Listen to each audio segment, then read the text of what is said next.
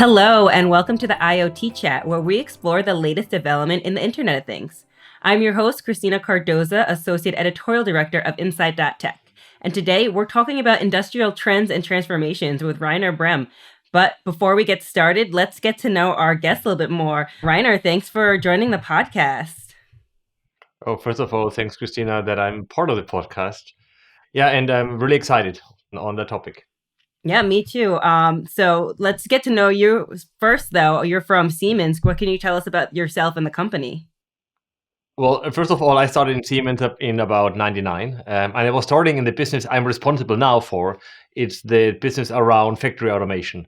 So I started there in 99, programmed my first PLC. It was a little bit odd because I studied computer science and it was a different language. It was more language for electrician, which is very useful, but was not the IT language I was used to. I was working there in Princeton at that time, where we have our corporate research department, really going beyond what exists today. And it's a very interesting business because with Siemens, we are by far market leader. So imagine every third machine or every third line globally is controlled by a Siemens logic controller, which means this is somehow the hidden champion behind the factory door.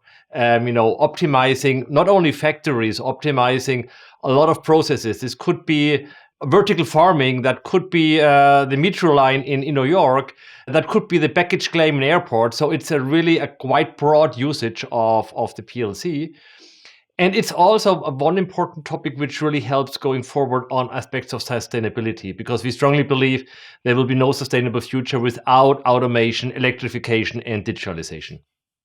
Yeah, absolutely. And I'm looking forward to dig into those topics a little bit further. Wow, 99 since at the company. So I'm sure you've seen, quite a bit of evolution, not just the language that you were talking about, but like you said, adding all of these new advanced capabilities and new ways to do operations within the factory. So, to start off the conversation, I'm curious if we can go over how you've seen this space evolve and how it is going to continue to evolve next year. What sort of industry trends can we expect in 2023 and beyond?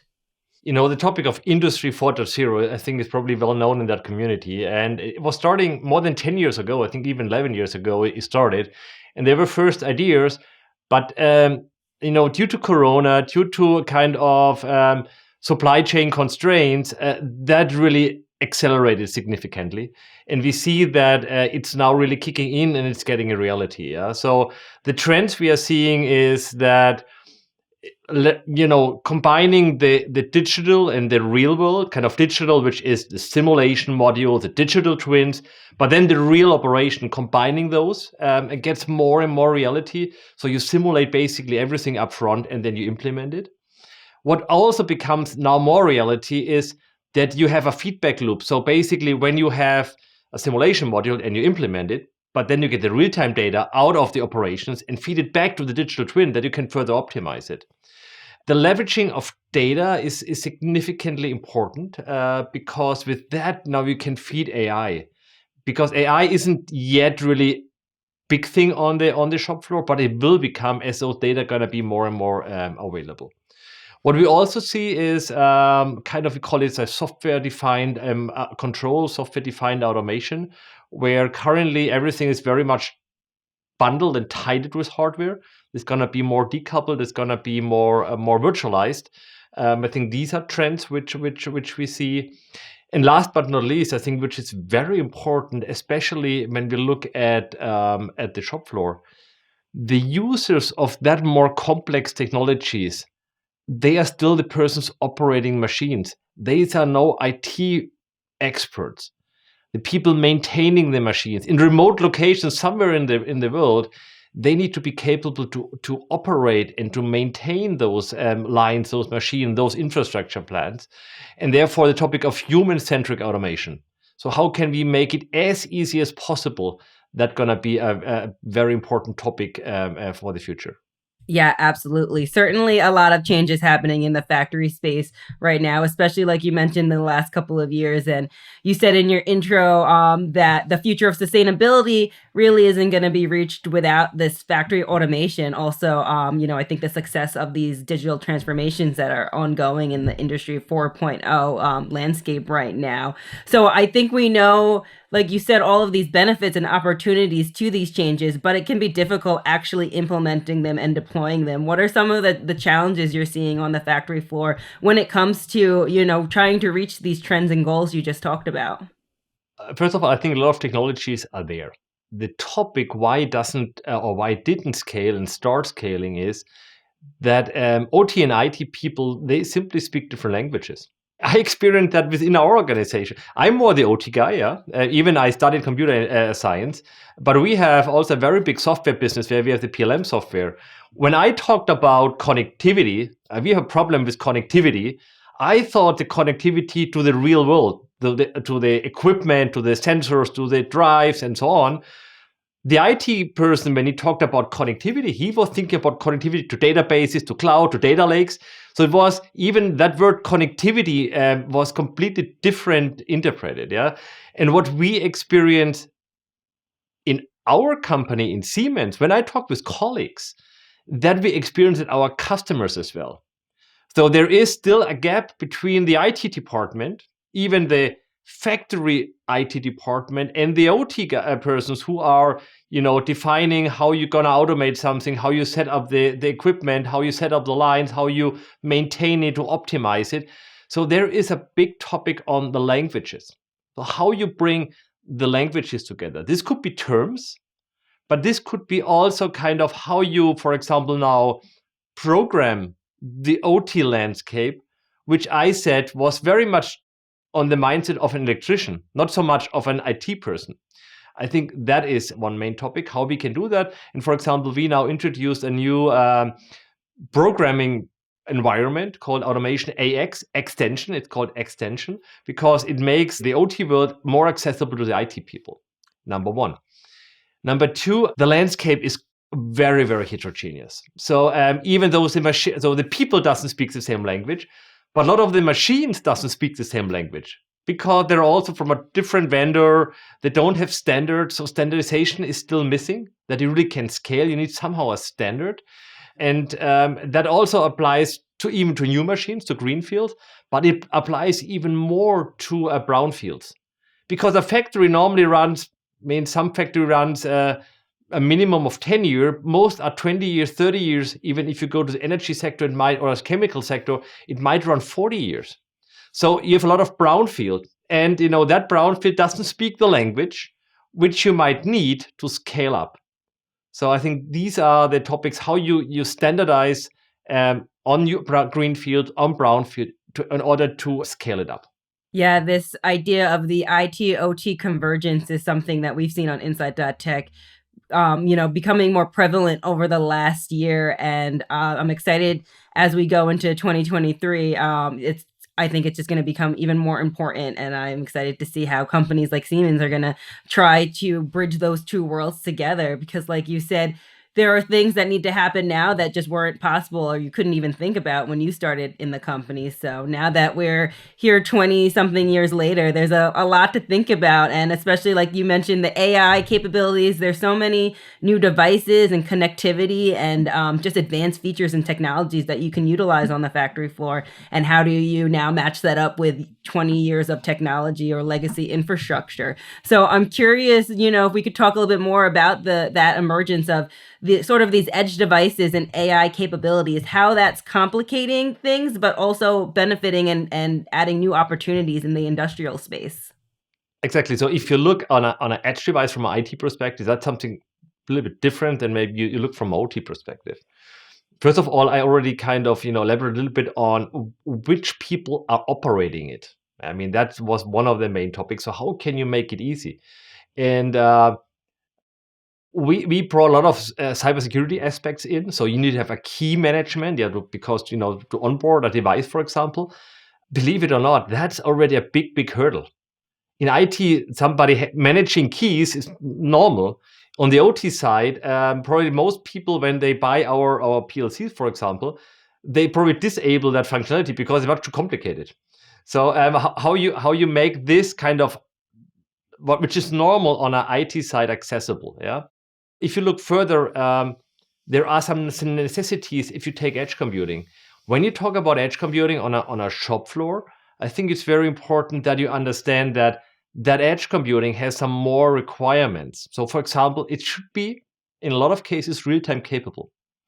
And if I talk about real-time, maybe we talk about a jitter of microseconds. Because if you imagine a very fast process, in a microsecond, a lot of things could happen already.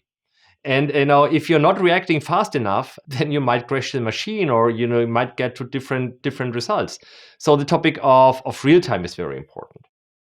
Secondly, if you then want to deploy AI workload, for example, on a shop floor, and you want to react very fast, it's important that this AI workload has an inference close to the machine. Simply because of the speed of light, you shouldn't put that far away. This is the one aspect. The other aspect is also you want the AI interact frequently with your real process. So basically, so you're going to interfere the process. So you want to have that kind of close allocation close to the machine or to the line.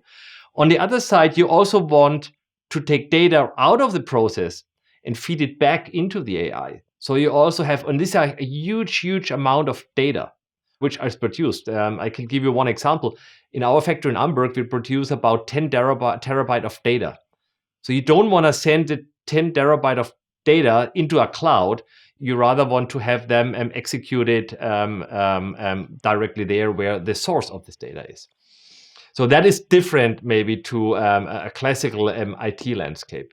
Furthermore, we have an industrial edge platform which is Docker based, but we need to add not only real-time capability, we need to add also the topic of safety, because it's like a little bit like autonomous driving.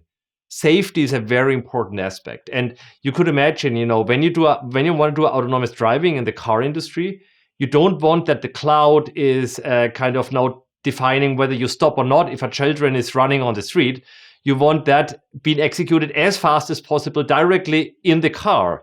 So the same is on a machine. If somebody crosses, or a press is going down and somebody has his finger there, it should stop immediately. So you need to have that kind of fast reaction is one of the assets.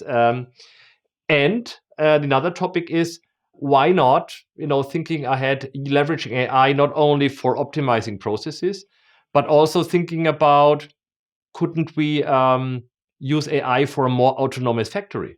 So also there we think, how can we use AI that a machine, a robot could decide itself what to do?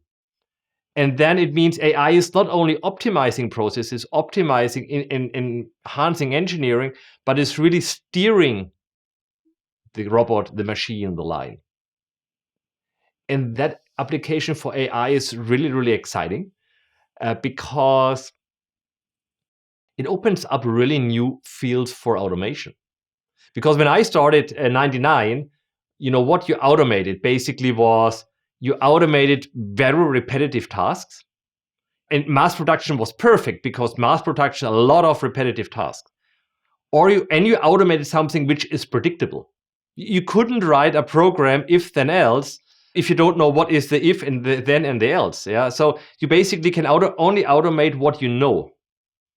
If you're now leveraging AI and automation, you suddenly could automate something which is maybe a lot size 1 and which might be unpredictable. So you automate the unknown, which is not possible today. So therefore, AI in automation could open completely new application fields. I definitely agree. And I think we're only scratching the surface of, what's available or possible out there. There's going to be new ideas that companies like yourself and the people you work with that are going to come up with together. And so you mentioned a couple of different solutions or efforts going on at the company. And I would love to learn a little bit more about how Siemens is working to make this all possible. If you can go over, some of the solutions that you guys are using or providing to customers to make it a little easier, or any use cases or customer examples you could provide with us. Several ones. I mean, let's first maybe start with one we apply, because we have own factories. I mean, so we apply somehow what we apply at our customers, we apply it by ourselves. Yeah. So one example of a use case or ITOT leveraging AI is in our plant in Hamburg, where we produce kind of every second a product is going out of the factory, even more in the meanwhile. So it's a very high throughput, and we have PCB lines which in the past there's a complex process how you put the components on the circuit board, how you soldering it, and so on and so on. And at the end, we normally did an X-ray inspection of the PCB. You can't do it with vision system because somehow you need to have soldering points below the chips, so you do an X-ray. In the past, we had the X-ray machine was the bottleneck. So leveraging AI, we basically now predict whether this PCB, this individual PCB, has a high quality or not. So everything with a very, very high probability that there is no quality issue, we don't send to the X-ray machine anymore. We send it then directly, bypassing the X-ray machine, going to the final assembly. With that, we save the X-ray machine, for example. Yeah, so we're using data out of the process. Another topic, optimizing processes, we see currently in the battery industry. There's a big investment also in the US with the Inflation Act. A lot of battery manufacturings are produced. Currently, it's hard to scale them up on the right quality level of battery. So how much material comes in, how many batteries come out, still that is not a process which is mature enough and optimized. We see, and we're working with customers, that we need to get the data of the complete processes from the beginning, mixing the slurry at the end, kind of doing the aging information of the batteries, getting data from the different process steps, looking at those data and optimize the process end to end, which is not done today, but we're working with customers on that. Another example could be in infrastructure. So we are doing tunnel automation. So if you drive through a tunnel in, I don't know, in the Alps, yeah, or in the Rocky Mountains or somewhere in the world, there's a high probability that those tunnels are automated and controlled by our PLCs. What we do, we now using AI more and more in order to detect some emergency situation in the tunnel. If there's a traffic jam, if there's fire, whatever. So you need to fast react of how you evacuate the tunnel, how you switch on or switch off vents, lights, and so on. So we are using even in infrastructure now AI workload to optimize it. And maybe last but not least, going back to the factory again, to automate the unknown, we have an interesting application where we do in real time flexible grasping. So a robot is not programmed, but an AI tells a robot where to grasp an aspect. So you can see that on a fulfillment center in the logistic area. So we take something out of a box. We can do that without training the robot that the thing which needs to be picked. We train the robot the skill to pick. So basically, the robot can pick everything if the gripper allows it. That is, that needs to be necessary. But with the skill of grasping, we can automate something. We can grasp something unknown, unpredictable. In my last use case, which is not reality, but where I invest currently money because I believe that's really something interesting, is can you in the future automate repair? Because if you talk about circular economy, the one topic is how you recycle things. The more interesting thing is, can you repair in the future something? And we know that currently there's a lack of people capable to repair. And if you take, for example, a car battery in the future, it consists of cells. So can you maybe in the future take a cell from a Ford, in the United States, you go to a workshop, it takes out the batteries, it's defect, and a system can automatically detect where is the problem and autonomously repair the battery cell. If you do that, you automate the unknown because every battery is a unique thing. Yeah, every has a different lifetime, and can you automate that leveraging AI? So some of the use cases where I'm really excited that that IT/OT convergence, leveraging AI, leveraging new technology, really will make a difference in the future. Yeah, absolutely. A lot of exciting use cases and things to look forward to. I love one of the first ones you talked about, which was actually applying these things to your own factory because it shows, you guys have not only are solving the pain points, but you felt the pain points also, and you have the experience working within your own factory to remove some of these. So that's great. And listening to you talk about some of these, they sound like huge undertakings, and I should mention that Insight Tech and the IoT chat, we are produced by Intel, but I think a lot of these things require collaboration and partnership with that throughout the ecosystem to make some of these a reality or to make some of these possible. So I'd love to learn a little bit more about the partnership you have with Intel and how that's been valuable to your solution in the company. First of all, we work with Intel probably, I don't know, since 4 decades. Way before I started with Siemens.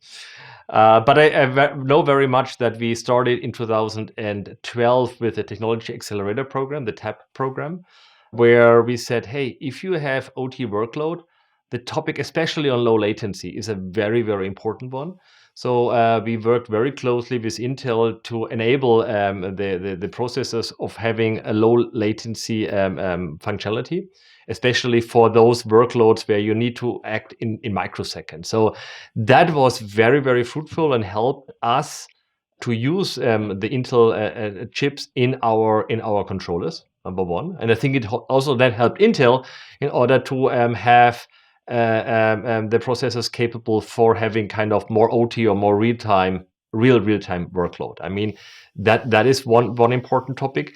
On the other side, we're working with Intel currently. I mean, it's really the supply chain crisis, and also thanks to Intel, I think we were capable to fulfill not all demand of our customers, but thanks to Intel, I think we were quite capable to produce as much as possible, and also we're capable to fastly react on changes. And basically, with our digital product, we simulate all the product. We were also capable. If Intel said, "Hey, that product is not available, but I have a slightly different version of the product available," we were quite capable of redesigning our product quickly in order to then build in the different product. And also there, thanks to Intel, we had a very, very close collaboration of finding out what fits and what doesn't fit. I love that long-standing relationship that you guys have seen these evolutions throughout the last couple of decades and worked together. And of course, Intel every year they're just releasing new capabilities, new features that are helping you guys solve some of these real-world challenges and use cases you mentioned earlier. So I'm wondering, especially the recent advancements that Intel is making, how the new updates or features being added to Intel Xeon processors, for example, how those play a role in Siemens and helping you guys reach some of the goals and trends and transformations we've been talking about. Absolutely. I mean, first of all, on the embedded side, we are now really leveraging this kind of low latency. On the other side, as you said, now the new Xeon family, the fourth generation, what we see is, and I mentioned that in Hamburg, we're producing every day 10 terabyte of data. And now you need to, and that data isn't really used. It's used partly, yeah, as I said, maybe on the X-ray of our PCB line. But I think we can do much, much more leveraging this data. But this data, no controller which is controlling the process was made ever for handling this data, compute this data, store this data. So, but you see a lot of customers which say, "Well, I don't want to move all data in the cloud because it doesn't make sense. I want to use it on premise. Yeah, I want to use it in the factory." So for that, we see the trend of micro industrialized data centers, which are not in a room, but maybe even close on a cabinet, close to the line, to the machine, which can compute an immense amount of data. So that was the reason why we expanding our portfolio, which was currently more on the PLC side, on the industrial PC side, now really to kind of data center-like equipment for that high workload on AI, on digital twin, on simulation. And we see that immense for machine vision application is also another very workload which consumes a lot of compute power. And for that, we came to the conclusion we will bring out a new portfolio, leveraging the fourth generation of the Xeon Scalable platform. Looking forward to introduce that in the market pretty soon, in the middle of 2023. And so very excited having that new portfolio element addressing exactly that need we see on the shop floor. Exciting stuff. I'm excited for when that release comes out to see, what else you and your customers come up with and how these use cases are going to expand and just advance over the next couple of years. It's been a great conversation, and unfortunately, we are running out of time. But before we go, I'm just wondering if you have any final key thoughts or takeaways you want to leave our listeners with today. First of all, I strongly believe that for a sustainable future, you need to electrify, automate, and digitalize. And therefore, what we do together with Intel really is a significant contribution for our future. So, number one. Number two, I believe the area of automation will expand more and more while we automate workload, which is unpredictable and maybe a lot size one, very individualized. And thirdly, we need to make this technology accessible, available for, I wouldn't say unskilled people, but make it as user friendly as possible that OT persons can handle this complex technology. And these are for me the main three topics, and I'm very happy for further collaboration and working on this vision together with Intel. Absolutely. And, we'll be on a lookout for that new portfolio or solution you just mentioned that leverages some of these Intel Xeon processors, some of the new releases coming out, because I think that's just going to be, so huge for the industry in solving these pain points and trends. But it's been a great and insightful conversation, Reiner. Thank you again for joining us. And thank you to our listeners for tuning in. If you like this episode, please like, subscribe, rate, review, all of the above on your favorite streaming platform. And until next time, this has been the IoT Chat.